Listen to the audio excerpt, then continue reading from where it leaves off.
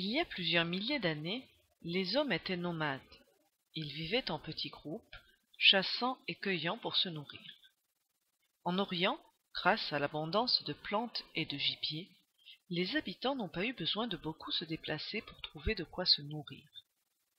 Aussi, ils décidèrent petit à petit de se sédentariser, c'est-à-dire de se fixer et de se regrouper dans de petits villages. Au fil du temps, ils sèment des graines autour de leur village pour éviter d'aller chercher trop loin leur nourriture. Ils domestiquent aussi des animaux, comme le mouton ou la chèvre. C'est la naissance de l'agriculture. Nous sommes vers 8000 avant Jésus-Christ. Au bout de quelques milliers d'années, la concentration des villageois se renforce dans une région en forme de croissant où les cultures poussent bien. C'est le croissant fertile.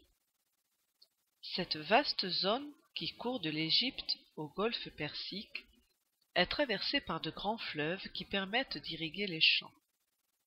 Ce sont le Nil qui traverse l'Égypte du nord au sud, le Tigre et l'Euphrate dont le bassin forme la Mésopotamie. Les sociétés s'organisent et les habitants de villages désignent des chefs pour arbitrer les querelles et organiser le vivre ensemble.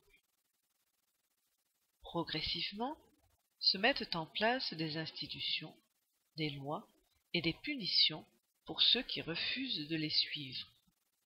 Des cultes sont voués à plusieurs dieux, on appelle cela le polythéisme. Les villages sont embellis par des constructions parfois monumentales, comme des palais ou des temples.